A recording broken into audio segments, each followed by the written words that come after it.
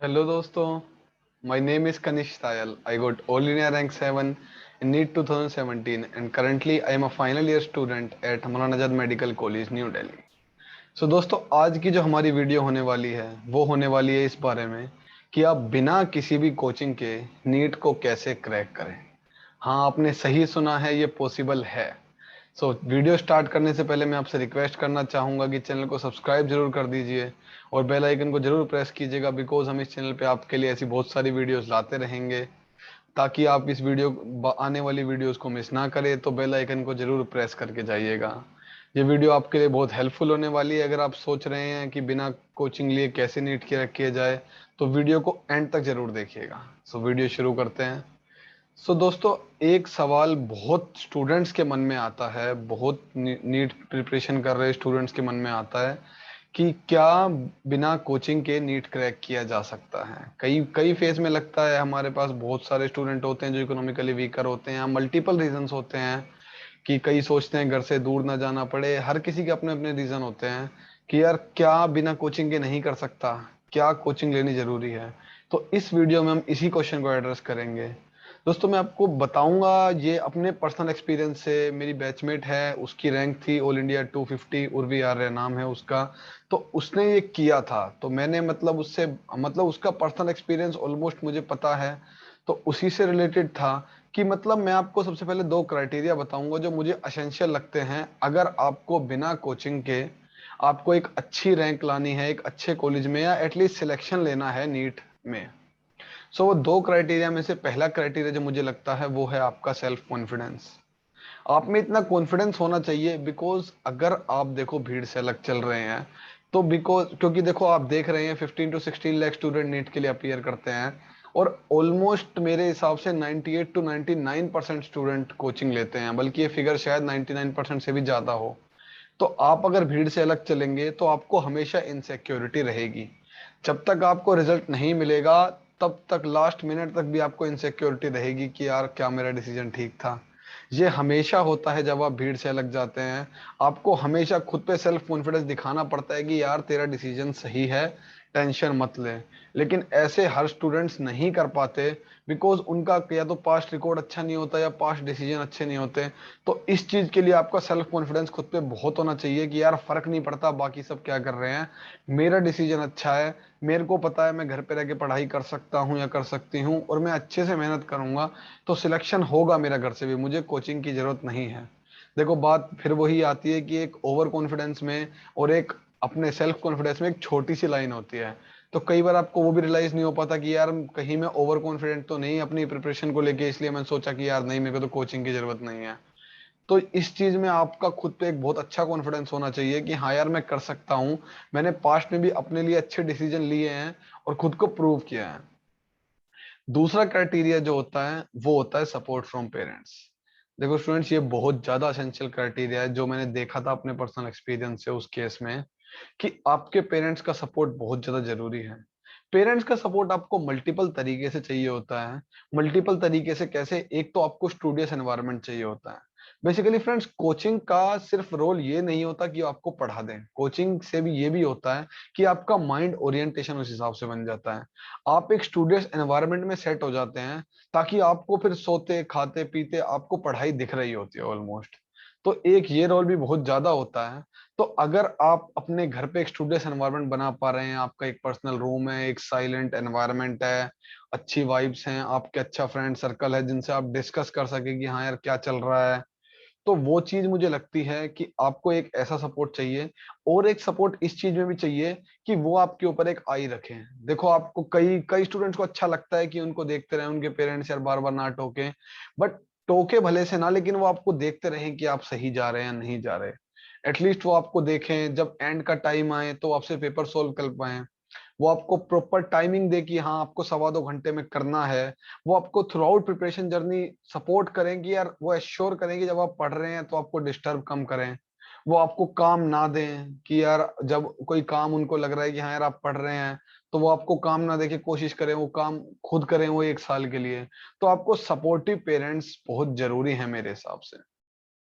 अगर आप ये दोनों क्राइटेरिया फुलफिल कर पा रहे हैं कि हाँ आप सेल्फ कॉन्फिडेंट हैं कि यार मैं कर सकता हूँ, मेरे डिसीजन अच्छे हैं, मैंने पढ़ा भी अच्छे से हुआ है, मेरा बेस क्लियर है, या आप 11 से ही चलो खुद से प्रिपरेशन करनी शुरू कर रहे हैं, तो हाँ मेरा स्कूल अच्छा है, मैं स्कूल में अच्छे से मेहनत करूंगा, तो फिर आप ये सब कर सकते हैं, कोई प्रॉब्लम नहीं है। फिर तीसरी बात आती है जो आपको मेक श्योर करना है कि आप अच्छी बुक्स पढ़ें। आपको स्टैंडर्ड लेवल्स की बुक पढ़नी है। आप देख सकते हैं कौन कौन सी बुक एसेंशियल होती है, कुछ बेसिक्स बुक होती हैं, जैसे बायो में एनसीईआरटी है। अगर आप घर पे बैठ के आप ट्रूमैन पढ़ते जा रहे हैं और आपने पूरे साल एनसीईआरटी नहीं पढ़ी, फिर आप यूं आके कहेंगे कि यार बिना कोचिंग के सिलेक्शन नहीं हुआ, तो आप ऐसा नहीं बोल सकते। आप ये कह सकते हैं इस मामले में थोड़ा सा कोचिंग का रोल मुझे लगता है कि आपको टीचर बार बार एनसीईआरटी एनसीईआरटी एनसीईआरटी बोलता रहेगा तो आपका मन कर जाएगा। लेकिन अगर आपने किसी किसी ने आपको मिसगाइड कर दिया, आप घर पे बैठ के ट्रूमैन्स ही पढ़ते जा रहे हैं, हालांकि मैं यूं नहीं कहूंगा ट्रूमैन्स बेकार किताब है, बेकार किताब कोई नहीं होती, बट आपको जो मेन किताब पढ़नी है आप वो मिस ना करें। तो आपको ये बहुत मेक श्योर करना है कि आपके पास गाइडेंस के लिए कोई पर्सन होना चाहिए। जरूरी नहीं है वो पर्सन मेडिकल फील्ड से हो, जरूरी नहीं है वो आपका टीचर, वो आपका पेरेंट भी हो सकता है, बट आपके पास एक गो टू पर्सन होना चाहिए जो आपको राइट गाइड करे। कि भाई आपने यूट्यूब वीडियो देखी, आप किसी यूट्यूबर को फॉलो करते हैं या किसी भी एक टॉपर को फॉलो करते हैं, वो आपकी चॉइस है, बट आपको उनको ब्लाइंडली फॉलो करना होगा और अच्छे से फॉलो करना होगा। आपको मेक श्योर करना होगा कि हाँ वो आपको अच्छे से गाइड कर रहे हैं, ताकि आपको सारी चीजें टाइमली मिलती रहे। जैसे कि बुक्स की लिस्ट, आपको बुक्स की लिस्ट पता होनी चाहिए कि हाँ क्या क्या बेयर मिनिमम बुक्स हैं और क्या क्या वो बुक्स हैं जो रैंकर सोल्व करते हैं। जैसे अगर मैं एनसीईआरटी की बात करूँ तो वो बेयर मिनिमम है, वो आपको करनी ही करनी पड़ेगी। लेकिन अगर मैं फिजिक्स में एचसी वर्मा की बात करूं तो वो बेयर मिनिमम नहीं है, बट रैंकर्स उसको प्रेफर करते हैं। तो ऐसे बहुत सारी बुक्स होती हैं हर सब्जेक्ट में, तो आपको बुक्स अच्छी सिलेक्ट करनी होंगी, उन बुक्स को लाना पड़ेगा आपको और अच्छे से उनका एक उनको पढ़ना शुरू करना पड़ेगा। उसके बाद जो बात आती है वो होती है फ्रेंड्स अच्छा सा स्केड्यूल और टाइम टेबल, जो भी आप बोलना चाहो, तो वो आपको अच्छे से बनाना पड़ेगा। वहां पे फिर वही मेरा पहला क्राइटेरिया आ जाता है जो कि सेल्फ कॉन्फिडेंस और मोटिवेशन। आप में मोटिवेशन बहुत ज्यादा होना चाहिए, बिकॉज आप अब खुद से ही compete कर रहे हैं, खुद के अप्स एंड डाउन्स आपको ही देखने पड़ेंगे। कोचिंग में हर तरीके के आपको फ्रेंड मिलते हैं, तो भाई लगता है कि हाँ भाई कई बार मान लो किसी टीचर ने थोड़ा अच्छा नहीं पढ़ाया, तो आपको समझ लगता है कि हाँ टीचर ने अच्छा नहीं पढ़ाया, किसी को समझ में नहीं आ रहा। बट बुक में आपको कोई कंसेप्ट समझ में नहीं आएगा, तो आपको पता भी नहीं चलेगा कि यार बुक में अच्छा नहीं समझाया हुआ या मुझे ही समझ नहीं आ रहा। तो आपको खुद से थोड़ा लड़ना पड़ेगा। यहाँ पे आपका जो पर्सन जिनको आप फॉलो करते हो या जिनकी गाइडेंस आप यूज करते हो, वो वहां पे काम आएंगे आपके, वो मल्टीपल पॉइंट्स पे आपके काम आएंगे। तो आपको खुद से ही लड़ना पड़ेगा, खुद को ही रिवॉर्ड देना पड़ेगा। रिवॉर्ड देने की बात मैं हमेशा करता हूँ, और आपको इस बार भी ये मेक श्योर करना पड़ेगा कि आप खुद को थ्रू आउट द ईयर या through out this 2 years motivated रखें। आप कैसे भी खुद को रिवॉर्ड दें, अपने पेरेंट्स से कहें कि हाँ यार मुझे इस बेंचमार्क सेट कर दो मेरे लिए, मुझे रिवॉर्ड चाहिए अगर मैं ये अचीव करता हूँ। तो आपको वो जरूर रखना है ताकि आप मोटिवेटेड रहें। और जो चीज आपको दिमाग में रखनी है वो रखनी है, आपको कोई टेस्ट सीरीज जरूर ज्वाइन करनी है। क्योंकि दोस्तों मेन दिक्कत आपको ये आती है कि आपको पता नहीं चल पाता कि मैं राइट डायरेक्शन में काम कर रहा हूँ या नहीं। और जब तक आपको पता चलता है 6-7 महीने जा चुके होते हैं और तब तक बहुत देर हो चुकी होती है। तो आप कोई भी अगर आप चैप्टर कर रहे हैं या कोई भी आप नया इनिशिएटिव ले रहे हैं, तो अब उसको पेपर के थ्रू अप्लाई जरूर करके देखें। आप टेस्ट सीरीज कहीं की भी ज्वाइन कर सकते हैं, आपको टेस्ट सीरीज नहीं भी ज्वाइन करनी तो आप पेपर प्रिंट करा के अपने रूम पे उन पेपर्स को कर सकते हैं। बट एक ये होना चाहिए कि हाँ आपका कोई डाउट आए तो वो क्लियर हो जाए। बिकॉज ऐसा होता है फ्रेंड्स, जब डाउट एक्यूमुलेट होने लगते हैं ना, तो फ्रस्ट्रेशन आने लग जाता है, सेल्फ डाउट आने लग जाता है कि यार इतने सारे डाउट आ रहे हैं, वही इकट्ठे नहीं हुए, मतलब वही क्लियर नहीं हुए। फिर आपको लगने लगता है कि यार कभी यही क्वेश्चन पेपर में ना आ जाए, तो आपको डर लगने लगता है, फिर आप टाइम वेस्ट करने लगते हो। तो आपको ये श्योर करना है कि हाँ आप कहीं से अपने डाउट सोल्व कर पाओ, भले से लोकल ट्यूशन ही हो या कोई भी वो पर्सन हो जो आपको गाइड करता हो, और आपको उनका आंसर मिल जाए। तो पेपर आपको जरूर देना है, उसको सोल्व करके उसका अच्छे से एनालिसिस करना है और अपने डाउट्स भी क्लियर करने हैं। एनालिसिस पे हमेशा मैं फोकस करता हूँ, लेकिन अगर आप खुद से स्टडी कर रहे हैं तो आपका एनालिसिस और ज्यादा क्रिटिकल बन जाता है। बिकॉज आपको और ज्यादा अच्छे से एनालाइज करना है कि यार कहाँ कमी रह गई, क्या गड़बड़ हुई थी। आपको अब सिर्फ खुद को एनालाइज ना करके आपको पेपर को एनालाइज भी करना पड़ेगा कि यार टीचर ने मतलब कौन सा चैप्टर ज्यादा डाला था, मैंने इस बार कौन सा चैप्टर ज्यादा प्रिपेयर किया था, मतलब क्या मेरे साथ थोड़ी सी गड़बड़ रही कि हाँ मैंने ये चैप्टर थोड़ा अच्छा नहीं किया, तो मतलब मैं अगर अगली बार सिलेबस के हिसाब से चलूंगा तो शायद मेरे नंबर थोड़े अच्छे आ जाएं। वो चीज आपको रेगुलरली एनालाइज करनी पड़ेगी, और आपको अपना सबसे पहले तो टेक्निक फिगर आउट करनी पड़ेगी कि हाँ यार मैं बायो पहले करूं, मैं केमिस्ट्री पहले करूं, फिजिक्स पहले करूं, इतनी देर में ओएमआर भरूंगा, इतनी देर में मेरे क्वेश्चन सोल्व हो रहे हैं, ये मेरी स्पीड है। अगर आपको लग रहा है स्पीड खराब जा रही है तो आप रूम पे बैठ के क्वेश्चन टाइमर के साथ प्रैक्टिस करने शुरू करो। ये चीज आपको खुद को ही दिमाग लगाना पड़ेगा और आपको खुद को ही प्रिपेयर करनी पड़ेगी। अगली बात आती है मोटिवेशन और डिसिप्लिन की। फ्रेंड्स, अगर आपको सेल्फ स्टडी से ही कोचिंग, अब से बिना कोचिंग के सेल्फ स्टडी से ही नीट में सिलेक्शन लेना है, तो आपको डिसिप्लिन रहना पड़ेगा थ्रू आउट ईयर। हालांकि ये पॉइंट टाइम टेबल शेड्यूल से रिलेटेड ही है, बट अगर डिसिप्लिन रहोगे ना तो शायद टाइम टेबल फिर भी थोड़ा सा हिले, बट ऑन एवरेज आपकी परफॉर्मेंस अच्छी रहेगी। अप्स एंड डाउन देखो हर किसी के टाइम, हर किसी के साथ आते हैं, तो ऐसा नहीं है कि कोचिंग वालों के साथ नहीं आते, सेल्फ स्टडी वालों के साथ आते हैं। बट सेल्फ स्टडी वालों के साथ सेल्फ डाउट के अटैक फ्रीक्वेंट होते हैं, ये मैं जानता हूँ। बिकॉज आपको कई टाइम पे लगेगा कि डिसीजन गलत तो नहीं है, बट अगर आप डिसिप्लिन्ड है तो आपको लगेगा कि यार जो मैं यहाँ कर रहा हूँ वही मुझे कोचिंग में करना था, कुछ बहुत ज्यादा अलग मैं नहीं कर रहा। वहां भी मैं कुछ बहुत ज्यादा अलग नहीं करता, ना मैं यहाँ टाइम वेस्ट कर रहा, ना मैं वहां टाइम वेस्ट करता। बुक्स जो उनको पढ़ानी थी बुक्स में वही वही पढ़ रहा हूँ। अगर आपने अच्छी सी बुक्स की लिस्ट निकाल के आप उन्हीं को कर रहे हैं, तो आपको सेल्फ डाउट अपने आप बहुत कम होता जाएगा। और उसके बाद अगर आप डिसिप्लिन भी हैं और आप अच्छे से पढ़ रहे हैं, रोज का जो आप टारगेट सेट कर रहे हैं वो आप अचीव करते जा रहे हैं, आप खुद को रिवॉर्ड्स देते जा रहे हैं, मार्क्स आपके अच्छे आ रहे हैं टेस्ट में, तो इस तरीके से आपके सेल्फ डाउट के जो होगा आपका वो खत्म होता जाएगा। आप धीरे धीरे अच्छे से अपने टारगेट की तरफ बढ़ते जाओगे।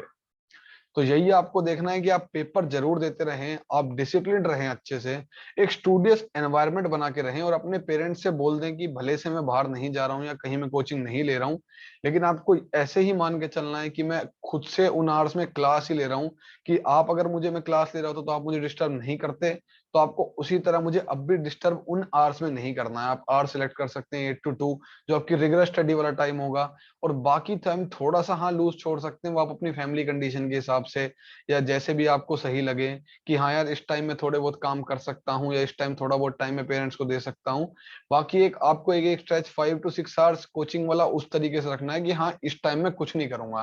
बिकॉज इस टाइम अगर मैं कोचिंग जा रहा होता तो वैसे भी मैं कुछ नहीं कर पाता।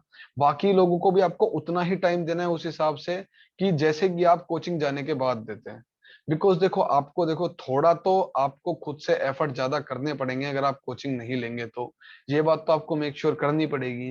बट ये है कि मैं आपको ये जरूर बताना चाहूंगा कि ऐसा बिल्कुल नहीं है कि नहीं, कोचिंग के बिना नहीं हो सकता।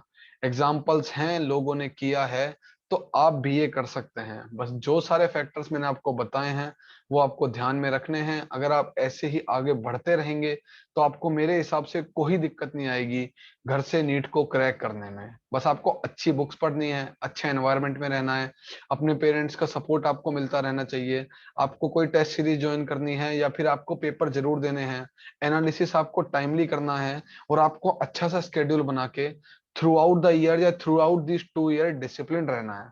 अगर आपने इतना किया तो मैं आपसे प्रॉमिस करता हूं आपका सिलेक्शन पक्का होगा। धीरे धीरे आप बाकी टेस्ट सीरीज ज्वाइन कर सकते हैं, बाकी स्टूडेंट्स के साथ आप ऑल इंडिया टेस्ट दे सकते हैं, ताकि आपको धीरे धीरे अपनी रैंकिंग पता चलते रहे। वो जैसे कि बाकी स्टूडेंट्स फॉलो करते हैं वो सेम पैटर्न रहता है। बस मेन आपका होता है कि हाँ आपको सेल्फ कॉन्फिडेंस होना चाहिए खुद पे, ताकि आप सेल्फ डाउट्स को अच्छे से काउंटर कर सकें।